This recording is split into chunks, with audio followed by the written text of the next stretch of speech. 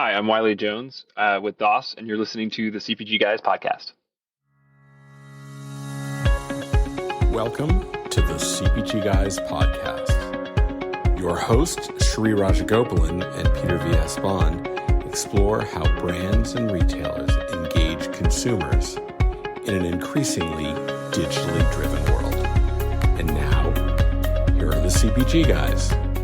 Hello, welcome to this episode of the CPG GUYS. I'm Sri, co-founder and co-host of the CPG GUYS, co-founder and partner of Think Blue, your key to unlocking your profitability potential as builders, connectors, and amplifiers to shape the future of commerce to drive your growth. Please do listen to my older daughter Ria Raj's music, www.riaraj.com, and my younger daughter Lara Raj as a member of the Geffen Records Universal Music Group Cat's Eye. And they've just announced their tour of the Jingle Ball series in Dallas and Boston in December. Their hit single Touch has now crossed 80 million plays on Spotify. And at the time of this recording, my wife Kavita and I headed to Minneapolis on the red-eye flight so we can watch her perform tomorrow in Minneapolis. And we get backstage. Joining me today is, of course, my BFF and Yankees lover. Dodgers lover. And Mets are ahead 3-0. Is Mr. PVS Bond. And when he's not co-hosting this podcast, he serves as partnership acceleration lead at none other than Flywheel, a division of Omnicom that helps enterprise brands improve their SEO and SEM, growing their e-commerce businesses. Hey, Dodgers-Yankees series, we get those trepidations. Yankees choked, bottom of the ninth, 2 out, 1 pitch to go last night. Mets are ahead today, but y'all are ahead 3-1. Overall, I would say good season regardless, Peter. What do you think? Sri, is there anything you missed from the Raj family media empire that you wanted to cover? You didn't talk about your cat's Instagram account. Maybe you want to slip that into the notes there. I'm just like, you got your daughters, your wife. You're just, you're like the number 6 or 7th persona in the household in the grand scheme of entertainment. Yeah, exactly. And one of them was just meowing, listening to that. I think Zane is excited. Well, I was at Citi Field last night, as you know, Sri, cheering on my Dodgers as they crushed the Mets 10-2 and took a 3-1 lead. Though I could even in Flushing, Queens, I could hear the mortal screams emanating from Woodland Hills as the Yanks let it slip away in the bottom of the 10th to the Guardians. I could feel your pain, Sri. It was a hard night for you. I understand. Yeah, bottom of the ninth, 2 outs, 1 pitch away. I mean, not exactly what I would have wanted, but hey, it's okay. We've given 1 game away just like you all did. Out of kindness, and donation is important. Donations are important. The tax deductions, as you and I say. But before we get to our guests, we want to ask you to consider following us in your preferred podcasting app. If you don't already do so, this will ensure you automatically receive new episodes as they release. While you're at it, please do follow our sister podcast, the FMCG GUYS, and of course, the CPG Scoop with Risa and Jennifer. This year, we're partnering with Drugstore News on December 4th at the iconic Lincoln Center on the annual Issue Summit in its 21st edition. We'll be co-presenting 8 awards at the event in the health and beauty care HABA space to both brands and retailers. We're also partnering with the Path to Purchase Institute on the annual Omni Shopper Awards, Chicago, November 14th, where a select group of winners will feature on the CPG GUYS. So look forward to both those awards. To be a part of it, sponsor, get in touch with us at contact@cpgguys.com. Again, that's contact@cpgguys.com. And now, the big announcement. If you've been listening to us for the last few weeks, announcing the first retail media executive education program in our industry. From May 5th to 8th, 2025 at Cornell Tech, the CPG GUYS are strategic partners with Cornell for this immersive 4-day program that brings together industry thought leaders and renowned faculty to share best practices for building compelling retail media platforms. You'll discover how to collaborate in creating best-in-class tech stacks, measure performance to ensure brands access the necessary KPIs based on campaign objectives, establish strong partnerships within brands and retailers.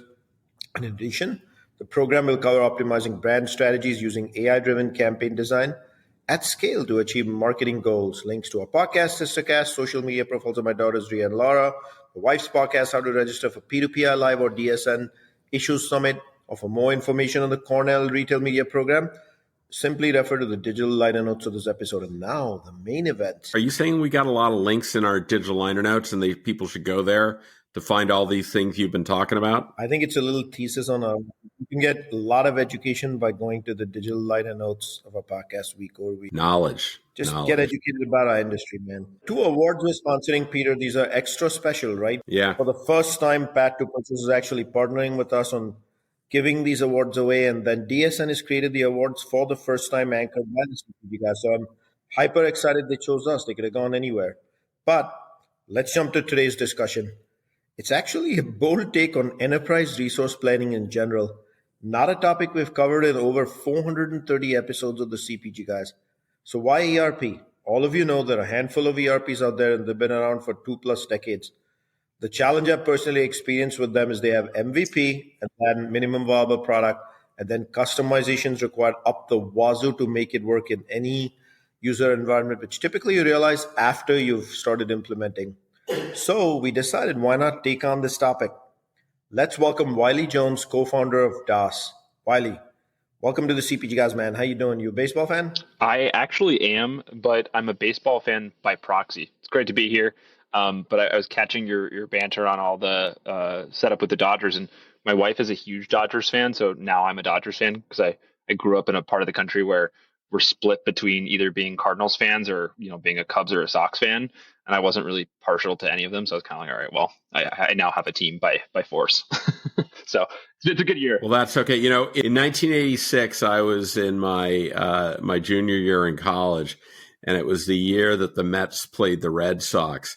And I went to college in the middle of Connecticut, and actually in Middletown, Connecticut, and we were evenly divided between Mets and Red Sox fans. It was a tumultuous fall classic season. Did manage to survive, but I will tell you, I was wearing my Dodger regalia at Citi Field last night, and there weren't many of us. It was pretty much a Mets house, pretty much a Mets house. The nice thing I've noticed, we live in San Francisco. The thing that I love about the Dodgers is like they do have a pretty national fan base. So regardless of where you are, you can at least find some Dodgers fans. Whereas I'm from Illinois, and yeah, it's a little hard sometimes to find Illinois sports fans outside of Illinois. There are some, the Cubs have a good loyal following. As long as you're not a Yankees fan. Oh, Shri, hey, how you doing, man? At the time of our speaking, man on third crosses over on a single, bottom of the third. Mets 6, Dodgers 1. But thank you for joining us today, Wiley. We're excited to speak to you about a topic that we've never featured before, as I mentioned. When your comms team reached out, we were actually excited to take this head on. But before we get to the detailed questions that we've prepared for you today, it would be great if you gave us a brief overview of DOSS and your actual role there, Wiley. Yeah, so I like to describe DOSS as a company that is definitely an ERP, and we are a business that is in service of getting ERPs into customers' hands and into their businesses. But we also really serve as a technology partner, the same way that you go about setting up any large software system. Regardless of what kind of business you are, you do need a partner to help you go and bring it completely up to the levels and capabilities that you need out of it as a business. And so we serve both of those functions. And I started the company a couple of years ago with my co-founder, and so I've been serving as CEO since then. And yeah, it's been super fun journey. Good to hear. Thank you for that summary. In addition to what you said in the Digital Liners episode, we will place links to your LinkedIn profile, of course, DOSS's LinkedIn page, and also DOSS's website. That way, the people listening can easily connect back with you straight from their smartphones. All right, question number 1. I'm sure you've been anticipating this is going to be question number 1. Talk to us about your own career development and how DOSS was actually formed. So you graduated university at Illinois, and then Urbana-Champaign, and then you get into PwC. You worked for a tad at Sequoia Capital before playing out hardware engineer as a career. How does this become taking on the behemoth of an area called ERP? Yeah, so it was actually pretty straightforward. A lot of the experience I had leading up to having my first real full-time job out of college as an actual engineer was all just kind of dabbling and taking internships, doing as many things as I could just get my hands on that were distinct from engineering. I studied mechanical engineering in school. I really liked making physical stuff. My dad's a mechanical engineer. I kind of always knew that I would go do something like that. And I worked for a really small robotics company right out of college. And we basically, for lack of a better term, they kind of shipped me off to China for a few years. And they're like, hey, you need to go and be there physically, in the factory with our production, making sure our gearboxes and our batteries and all the things for our packaging and the circuits that we're actually going in and, assembling and installing, making sure that all that gets made. And, as you guys saw also, it's not that distinct from working with CPG businesses, you just start butting into enterprise software systems when you start making things at scale. And I got my hands on a lot of those systems, and or maybe the other way around, they got their hands on me. And so, I got kind of sucked into the vortex of dealing with enterprise software problems, mostly related to logistics, procurement, order management, warehousing. And it really ignited this kind of curiosity and fire in me that I could not put out, because it seemed like there was still a lot of unsolved problems, things that I thought had been solved. I would especially you go out to an airport and you see all these digital transformation advertisements, and you see transform your business, and you'll see guys walking around in hard hats and they'll have iPads in these images. And I was like, that was nowhere in sight for me. None of that stuff existed in the places I was working. I was like, okay, where is all of this? Where are the companies that are succeeding at this? And it really just kind of took me down a long journey, realizing that so many of these end business users in companies that manage physical operations, they have a lot of unsolved problems still. And that's what, really led us to starting DOSS. That is great, Wiley. Hey, welcome to the podcast. You mentioned that you're part of the Fighting Illini alums. Shri and I have a friend of ours from our days at PepsiCo. Her name is C. Nicholson. She was the chief marketing officer at Pepsi Cola. And if you follow her on Instagram, you will see her doing handstands all over the world, forming the big I to show her pride and love for her alma mater. So it's good to know another one out there. I highly encourage anyone who isn't following C at CIE Nicholson. You can find her on Instagram. She loves doing it, and we love watching it. So anyhow, thanks for joining us. So, so you had a lot of opportunity. You walked factory floors. You saw what was working, what was not working. You started to think, okay, I'm forming a position on ERP systems that are currently in the marketplace. What did you start to identify as being some of the major flaws with the existing ERP systems? And how did you think you would be able to solve it with what ultimately became DOSS? So bear with me for a little bit of a long answer, but I promise there's a payoff. So poking fun at ERP systems and kind of the things that are bad about them, it's a bit of an easy target because there's a lot of stuff that's not great. But I think it's really also important to identify the things that they do well and the things that they really are used for. What is the point of them? First, inspecting the actual acronym itself. It's kind of a non-acronym. It doesn't really mean anything. Enterprise resource planning is kind of meaningless nonsense. The enterprise part is definitely true. You get big companies using these things. That's for sure. But if we talk about why they, I think broadly, are underserving the market of customers that they have typically been installed in, I think it's primarily around two big problems, which is first, it's this kind of very insane fundamental argument about taking business complexity and modeling business complexity. And then the second is actually just about aligning incentives. So the business complexity piece, the way I describe this is when you look at, let's say, a procurement process, you're going to go and take a bunch of widgets, and then you're going to go and procure them against some demand plan. Whether you're a business that makes industrial, chemical products or furniture, or you're making consumer packaged goods or food and beverage or whatever it is, you kind of have this same structure, and you can kind of squint at it. If you have, let's say, something unique about your business that you need to go and update inside of an existing ERP, you're going to go in and actually change a lot of the fundamental complexity around how a specific business process works for you and how that gets mapped into their technology and their systems, whether it be you're working with Oracle or NetSuite, SAP, things like that. You take professional services firms and you go and modify the underlying applications. The problem with doing this is that you've basically created a scenario where you take this complexity, you put it into this opaque black box, You then take that black box and you lock it in a closet. And then that closet is the consultants and their knowledge of the system. And then you now say, okay, you get the key and I have to pay you hourly at some rate for you to go in and open this thing up and tell me what's going on. It's kind of what I was describing earlier. Is like there's something fundamentally insane about doing that to your most important business processes, whether it be on the order management side or invoicing or finance and accounting, or even things as simple as just like keeping track of the physical stock and inventory you have in locations. And so I think the reason that people go about doing this is because they want to buy best practices and they want to buy a system of record that's modeled to their business when they buy an ERP. And the way that they go about accomplishing this is that you take a professional services firm and they go and customize things, like I was saying. But for that professional services firm to be able to do that effectively, they have to get paid hourly as they go through and manage this complexity. And so that alignment of incentives actually doesn't really encourage them to go and do it quickly, to go and do it in the most effective timeline. They're trying to stay on that account in perpetuity. So it works. It's not for them, it's a journey. And they're more than happy to be the ones that have to carry you through that journey for time immemorial, right? Right. And so that's kind of, closing it off. That's really like the two pieces here is unwinding this insanity around closing off your important business processes.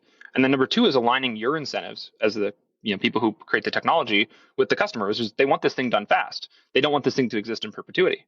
And so we just do both of those things at the same time. And that's really what I found was missing. Well said, Wiley. I mean, you highlighted quite a few of the challenges in terms of why ERP was born, but never kind of realized full to bright the why of why it was born. It's kind of silly if you thought about it, but by the time it was realized, billions of dollars were already invested in hundreds of companies with the largest market caps in the world, worth trillions. There's just too much money stuck there without the outcomes. So DOSS is born. You know what the challenges with ERP are. So what are the various modules of DOSS? And then people listening to the show are going to ask, why are you more effective? Why should they talk to you? So the modules piece of it is not too distinct from pretty much exactly what everyone else in the industry is already doing. A lot of times you'll go to these existing solutions providers, they'll build a statement of work for you where they're going to say, we're going to tackle your procure to pay, we're going to tackle your order to cash, or, and here's all these kind of tweaks that we're going to make to it to make it work for your business. We do a very similar thing. So from that perspective, we're not really that different. We support a lot of stuff on procurement, a lot of order management, a lot of inventory management, freight and fulfillment, lightweight CRM and project management, and then also production planning. And really the only thing that we don't do at this point in time is payroll. And so I like to joke with our customers that we don't do any drugs, weapons, or payroll. And so that's kind of like our no-fly zone. And so those are like the big picture, things that we try to solve for customers.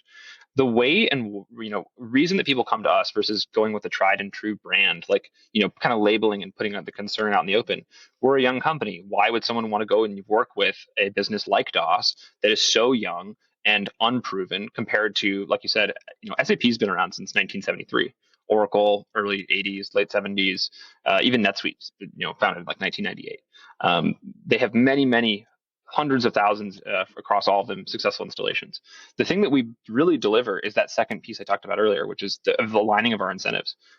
We don't charge for implementation because we don't need to charge for implementation to make it a viable business for us. We actually have aligned everything in the company around getting people up and running really fast because our customers want that and they're actually willing to pay a premium for that. And so we forego the cost and risk of going through a long, lengthy implementation process. And instead, we take that on and take that risk on ourselves. And so that's really the big thing is when people want to get things done fast, they come to us. So a follow-up to that, Wiley, then you talked about misalignment of incentives, that service provider companies are incentivized to do that. Now, you're not charging for implementation. What's your incentive to make sure you do it right? Our incentive to make sure we do it right is basically we actually structure, to make sure we do it right is basically like the binary function of it has to work for them. We're not locking them into anything. We're not making them sign a contract in order to start working with us, right? That's basically the upfront thing is we just say, look, we will start onboarding you. We'll start showing you what we can do and building it out as a proof of concept. And it immediately turns around and they say, hey, these people actually can solve our problems. Let's just give them more problems to solve because this is working for us. Like they'll say, yeah, XYZ system doesn't work with ABC system, whether it's a CRM or a warehouse management or procure to pay module that we have with NetSuite or whatever. We're racking up a big ProServe bill and they're not fixing anything. Like, what's the risk of working with this company, DOSS, to see if they can solve our problems?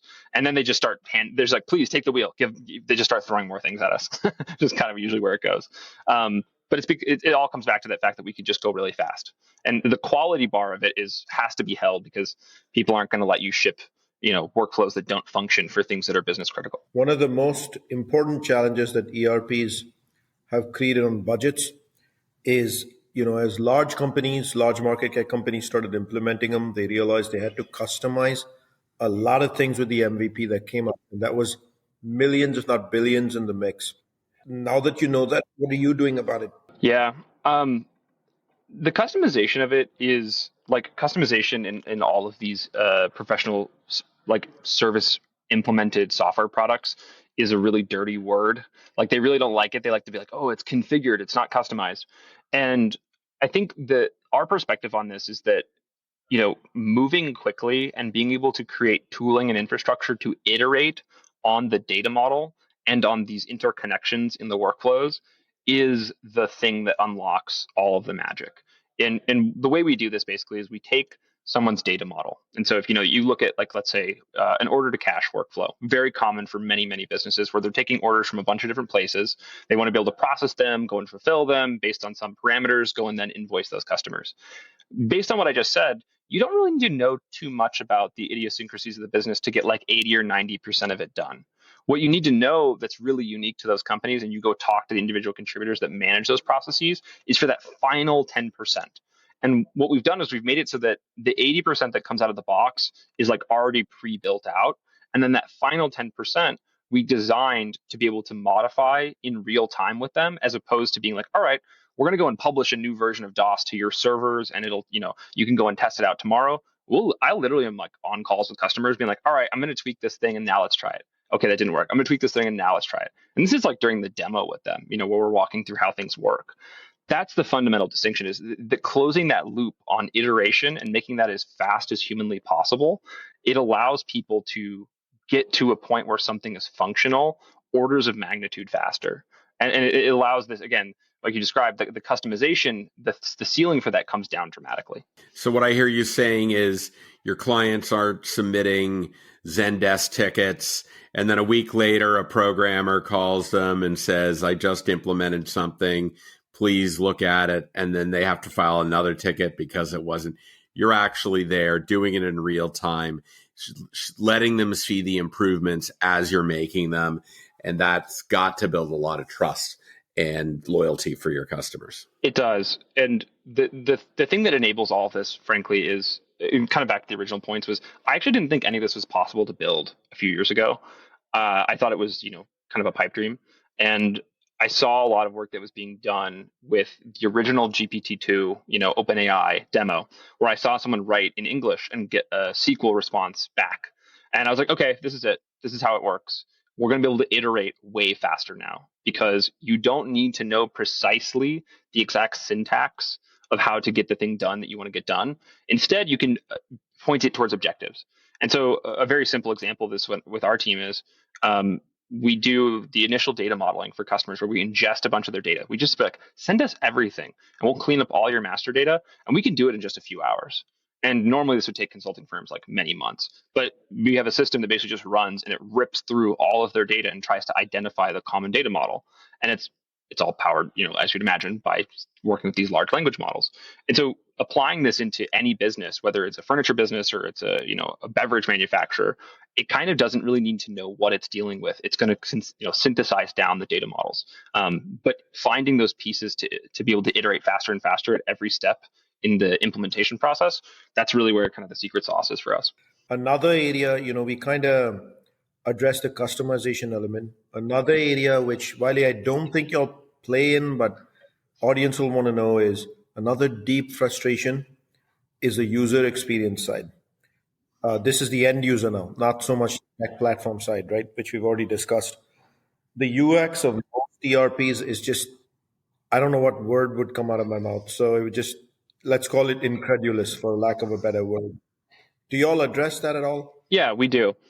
The way that you can address the user experience problem is let's just not to pick on NetSuite because I think NetSuite has a lot of amazing things that it does and then it has its problems. But NetSuite's a really good example of a company that put all of the complexity up at the forefront in front of the users as much as possible to give them the ability to configure things. The problem is that you only need like 5% of it at any given time. You don't need to see 100% of it.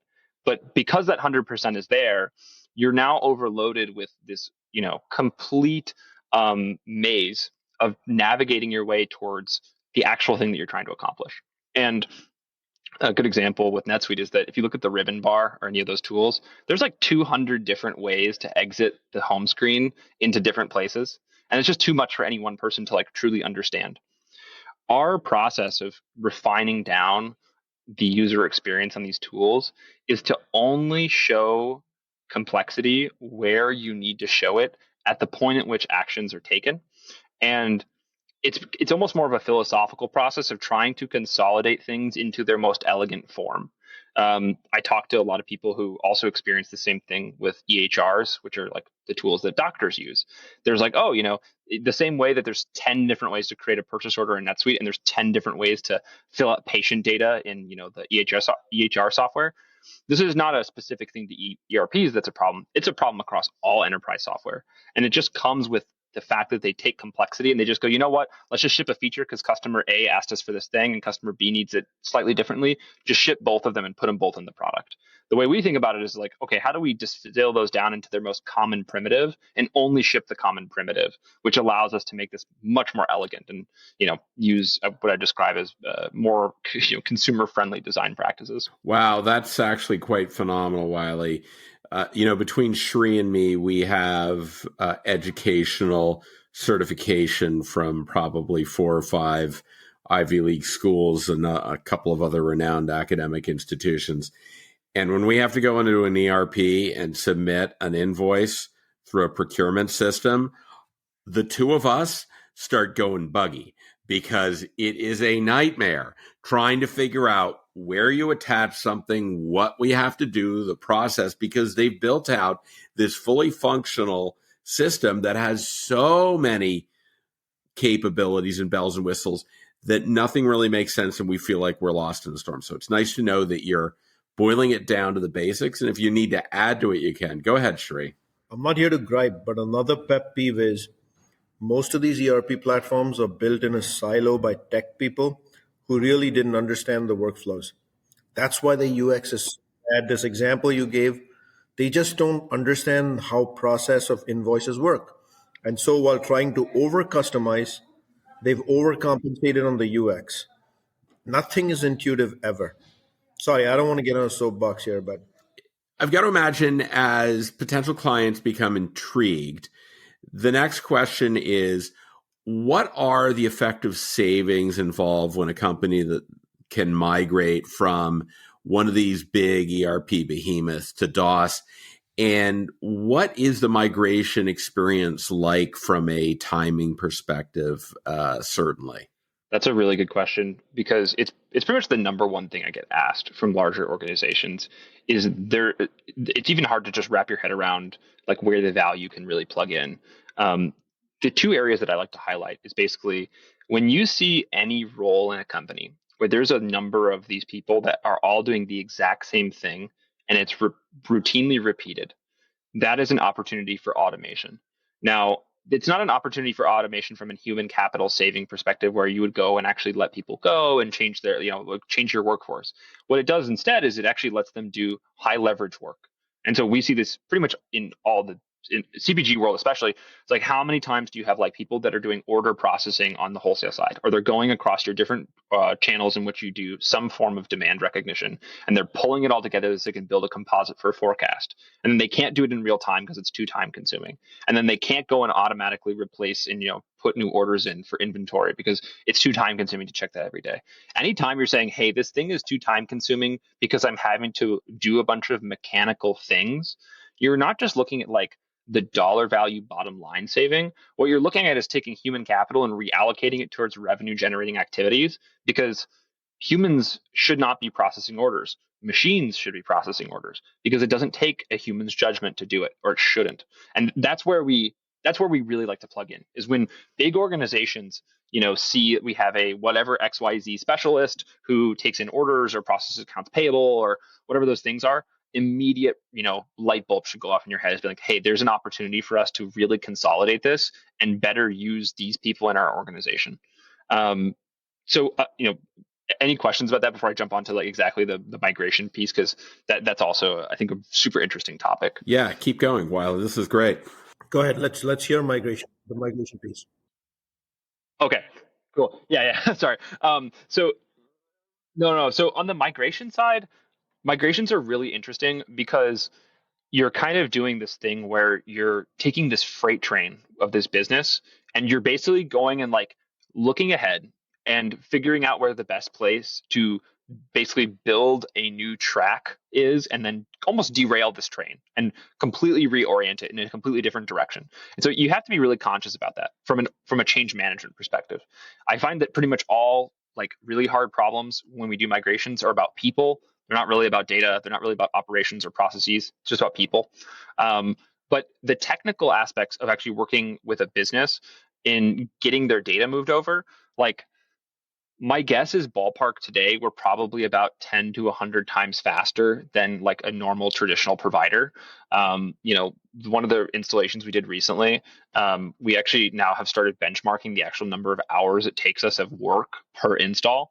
And it's funny that SAP markets in their language that it takes them about 40,000 man hours to do a typical installation. Like that's their own marketing. They're saying that, which is kind of wild that they would put that on the internet. But these are massive, large Fortune 500 companies, so that makes sense. But that's like 20 people for one whole year. And if you do 10x better, it's 2 people per year. If it's 100x better, it's like 1 person for 3 months. For us today, when we're doing installations, these are still small businesses that are in the range of like, let's say $10 to $100 million in top line. We just did one and it took us about 140 hours. And, that's really fast in the grand scheme of things. And that was 1 person. And so the way it really works is we just almost kind of parachute into their business. We go on site, we go and meet with all the individual contributors. It's kind of like that scene in Office Space where the guy sits down, he's like, what do you do here? It's kind of like that. And we just really deeply understand their business in totality. And then we remodel the whole thing inside of our product. And then we just start moving data over piece by piece. And every single step of this, we try to augment with as much intelligence as possible, whether it be like just software processes that are parsing data or actually using AI to summarize, synthesize, and correct master data. So wait, Wiley, you'll also bring a comedy TV show along with what you do, like 1 episode? Is that what you said earlier? I'm just kidding. Let me remind the public that today I'm. Can I bring my stapler? Can I take my stapler? I want my stapler. Yeah, my stapler. Yeah, it's like I'm just waiting for the day that some customer comes to us and they send me a file that just says TPS reports. I know it'll happen at some point. Like there's enough acronyms that eventually it'll occur. So I'm just waiting for that. We look forward to the day when that happens. Please bring us a photo for the CPG guys so we can let the world know. I will. And let me remind the public that today I'm speaking with Wiley Jones, co-founder of DOSS ERP. So we said a lot about the actual software, the value proposition, but how are you guys found? Do you have other partners in the business? How do you guys find each other? And then what are your effective roles for other partners? Yeah, there's the team's gotten a little bit bigger over the last couple of years, but my co-founder and I started the company. I serve as the CEO. He serves as the CTO, Chief Technology Officer. And his background was actually working previously at companies like Uber.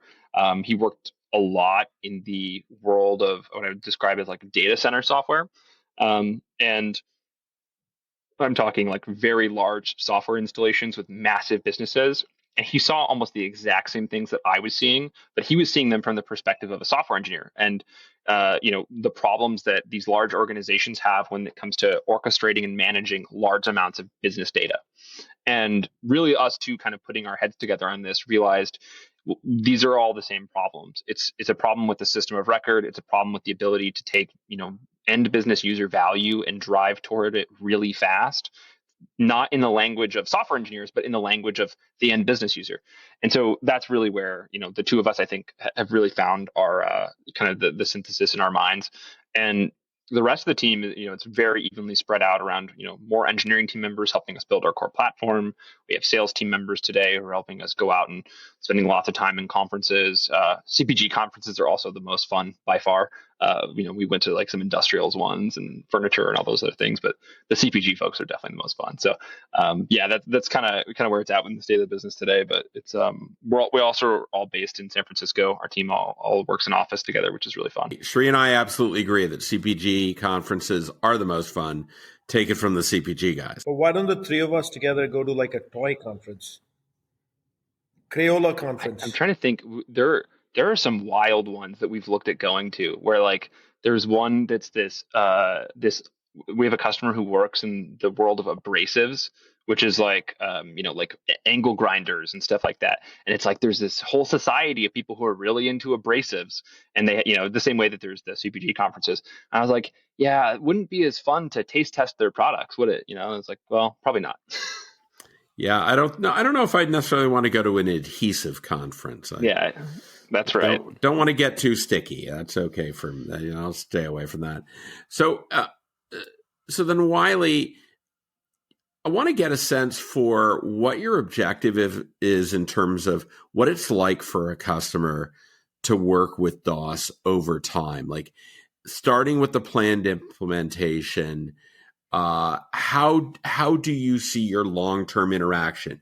What's it like to get going? You've kind of given us a little bit of that, but then what's it like after you've implemented, keeping it going? What from your perspective, what's a really successful long-term relationship? We really view our customers as, and our relationship with them as a technology partner, us being a technology partner, more so than just being a software, solution. That then they, put their credit card information in, and then we check back in on them a year later and say, okay, it's time to renew. That's not really the way we work. And I think there's obviously upsides and downsides to that, which is that the upside is that we provide, I think, really great information about best practices when our customers are adopting new processes in their business. Like the amount of times that customers now are coming to us and be like, hey, we're bringing on a warehouse. This is what we need to be doing. Can you help us go figure this thing out? And it's really easy for us to just jump in and be like, yeah, this is what we do for people typically. Here's how we're going to move your data around. Here's how we're going to restructure the actual records in your system so you don't have a total mess once you do this cut over and everything's really smooth. That kind of partnership is what we want to be able to retain long term with all of our customers. And then the kind of like corollary of that also being, we don't want to nickel and dime them and be like, oh, because you're locked into our product, here's another bill, which I think is one of the most common frustrations with these large ERPs. And all of that is viable, back to kind of the earlier talking points. All that is viable just because we can do things fast. That it's not like I'm like, oh, I need to go and allocate 10 months of headcount of people to go do these new solve these problems for our existing customers. Instead, it's like, no, we're in like real-time Slack channels and Google chats and stuff with our customers. They'll literally message me at 6:12, hey, what is going on with this thing? Someone on our team responds back at 6:13, being like, hey, we just fixed it. Here you go. Right. I think it's funny. One of our new customers is a CPG company as well. And they had a 3PL that was going to charge them a couple grand for an implementation. And we just went and implemented it for them instead of having their 3PL do it. And we just did it. We did it in 2 hours. And we're like, here you go. Just saved you $5,000. You can thank us later. Stuff like that. That's the kind of relationship that we're focused. So you're focused on delighting your customers. 100%. And wow. It's antithetical to the industry approach. I know. I was going to say. Yeah, that's right. Now we're going to bring 2 staplers next time we meet, not just one. Yes, 2 staplers. Yes, that's right. Anyway, you just talked about one CPG company being your client or a new one just being your client. But our audience actually is the largest brands, the largest retailers in the world, from Coca-Cola to PepsiCo to Mondelez to you name it, the largest Hershey, Mars, all the way to Walmart, Kroger. So if you were talking to them, right, the question they'd ask is, why should they pay attention to you, especially if they have an ERP? Yeah, I mean, it's the Anna Karenina, right? The Tolstoy book. He's like, happy families are all alike. Every unhappy family is unhappy in its own way. And I think that's kind of true for a lot of these companies. The problems I saw at a really small company I worked at previously were the exact same as I saw at like a multi-thousand person company that was making hundreds of millions of dollars when it comes to operational problems. You just scale the problem up, really. And if you have existing systems in place, I think the question to ask instead of being like, why would you want to pay attention to us if you already have an ERP? I think the question I always turn to like, look, how are things? Like, where are the problems? Very rarely does someone go, you know what, everything is peachy. It's amazing. We really don't need to change anything. That's happened, but super uncommon. Typically, people will instead say, yeah, like we have this system. Maybe it's a new CRM that we have from this company that we bought, or, we've rolled up this other thing and there was a tuck in over here. And well, actually, we spun off this other thing. Even the best companies are constantly, and the biggest companies are in a constant state of flux. And so, because they're constantly needing to restitch around the information architecture for their entire business, there's at any given period of time in those large organizations, I don't know how many digital transformation projects happening simultaneously. And every single one of those is racking up a very large professional services bill. And what I always challenge these, I would say, leaders inside of those larger organizations that we talk to, I'm like, what do you think you're getting for that right now? Like, you're paying this much money, and like, is it going the way you want it to go? And I think most of them, the answer is like typically no. And our view on it is, well, let's try something different. And the trying something different in this, kind of in this attitude is, let's start with a proof of concept in an area where we know we can solve a problem. Let's build a end-to-end system and plug it in directly to your existing, systems of record. A lot of times it's an ERP and, some large SAP system or something. And then we can just kind of expand from there and be like, let's go tackle the next big problem. Let's go tackle the next big problem. And we just, I think, forcibly demonstrate competence instead of making people pay us and then giving them something. We really invert that process. How awesome. I think the two stapler thing is really going to come true, man. Peter, you better go to Staples to get a stapler like that. Not Amazon, but Staples. All right, Peter, I'll turn it over to you for the last question. Thank you, Shri. So let's close this out, Wiley. You have an opportunity, obviously, to see how some of these big players are operating. You are starting to see the benefits that your clients are deriving by moving over to DOSS. And I love how you describe it as forcibly demonstrating confidence in the results you're getting. Looking on where you want to take your business next and what's going on in ERP, what trends are emerging in this area, and particularly how do you think AI is impacting the quest for optimization in the ERP space? I think this is probably one of the most interesting, not just interesting questions, but like also just interesting points of what's happening right now across a lot of industries, is that we're seeing a lot of businesses kind of recalculating in their heads, being like, well, if we went and automated these things, that could fundamentally change part of our business. And you saw at first, I think, a lot of wage growth in the physical labor sector of the economy, where you see industrial automation, and then you see even now in like the Walmarts or in McDonald's, you're seeing like different points of sale and checkout where it's now a touchscreen checkout. There's a lot of that that's also viable in the realm of physical operations when it comes to moving around data, and people are looking at that and saying, well, we have a lot of people inside of our company that we should be putting them towards better things that are more value accretive. And I think a lot of these businesses are then looking at the second point of that, the question that comes, which is, well, why can't we do that? And the reason they can't is because their systems of record don't connect together to allow them to automate anything. And they're like, well, we're kind of boxed out from even using AI in our business because we failed at the digital transformations, or maybe not failed. We haven't digitally transformed enough. And that's what I think, a lot of my personal crusade around this is, I think there's so much margin still, not from like a dollar value perspective, but purely from just like efficiency that's left to be extracted in these organizations. Businesses can move so much faster. They can be so much more effective. And we really just want to help them do that. A really good example of this, a fun story, was there's this guy we were talking to a while ago. He is taking over his dad's business, and his dad runs a large hardware reseller, and they are a distributor of like doors and windows, and their warehouses are all over the world. They have some in the in the Southeast Asia, in like Singapore and those parts. And we were talking to him. He was like, "Dude, I'm getting all these hundreds and hundreds of faxes from this machine. I need to be able to process them using OpenAI's language models." And I was like, "Okay, you're skipping some steps, man. Like you're going from faxes to AI. Like let's first try a couple of the intermediate things, right?" And I think that's where like there's a lot of room still. The future is here, but it's not evenly distributed. And our goal is to really bring a lot of people into, I'd say, the state in which their businesses systems can really adequately serve, I'd say end user needs, which is really just a lot of times I think it's being boxed out by the system of record that they have in place. Well said, my friend. Let me remind the audience you can find all of our content by going to a web browser and typing cpgguys.com at the URL. If you think your company has some thought leadership to contribute to our community discussion, drop us an email at contact@cpgguys.com. Again, that's contact@cpgguys.com. And maybe you can join us on this podcast like Wiley did. Don't forget to drop us a rating at cpgguys.com in the navigation bar up top. It informs us how we're doing. The review actually tells us if we're having the right conversations. We want to thank all our followers on LinkedIn. Without you, this program doesn't exist. You shaped the show. You made the show week over week. All the clicks, likes, DMs.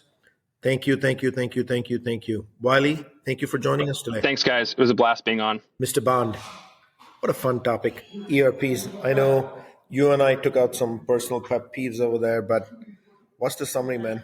Yeah, you and I have, I don't know, even subconsciously griped about ERPs for years and just assumed that was the way it had to be, that big complex systems were always going to make it challenging for us to try and do the things that, to Wiley's point, improved the ultimate end user UX. I loved how he just said they want to be a tech partner to help help clients drive their business. And they learned ERP by walking factory floors, making things at scale, to really understand what are the problems that they're facing. And I love how he called out the problem with these big behemoth ERPs, as you call them, Shri, is one, there's a problem modeling the business complexity. And two, the incentives are just off for driving efficiencies, because these big ERP systems have created a cottage industry of all these service providers that make millions and millions of dollars off of a never-ending set of FTE hours to both implement, configure, customize, and manage over time. It's all done in a black box, and walking away from it is like this scary endeavor and concept that nobody wants to do it. And I think they're all resigned to the fact that this is the way it's going to be. They're going to write big checks to these consulting companies for forever. But that doesn't have to be what this is about. The fact that they've built out some pretty practical modules, procurement to pay, order to cash, inventory management, freight and fulfillment, and a whole bunch of others. But the fact that they don't charge for implementation is just such a fundamental disconnect from the big guys that it probably catches the attention of these clients. Like, well, if my risk is mitigated and that they help me build an off-ramp that doesn't maybe take the whole train all at once, it tackles one little component of it, and then demonstrate the value, right? By identifying opportunities in areas where repetition of action is occurring and automation is going to drive the most efficiency. Wow, what a novel concept. And that migrations, as he said, are about where to derail the train and take the track in a new direction. I love the stats he said. SAP said it takes about 40,000 man hours to implement. That's 20 people for a whole year. That's just absurd that DOSS does this in like 140 hours. This is just so absolutely fascinating that they've built this model around, listen, don't believe us. Let's take this piece by piece, and we're going to forcibly demonstrate confidence in our approach. And it seems like, particularly that I loved his quote where he said optimization in managing data is very big. And it really starts and centers around correcting the systems of record to make it happen. These big boxes that are run by these service provider agencies have no incentive to do that. They have an incentive to make sure that they're the ones that are always providing the data out of the black box, as opposed to really letting the client manage this. And the fact is that practical automation should be a primary focus of solving end users' needs. This is really fascinating. I'm so glad, Sri, to your point, we've in 430 episodes, we haven't touched ERP, but Wiley hit it out of the park here. This is actually game changing in an area we thought this is the way it was going to be forever. And clearly that's not the case. So great episode, Sri. Thank you for that awesome recap, Peter. Thank you, Wiley, for joining us on the CPG Guys. That's a wrap. We will see you soon on another episode of the CPG Guys.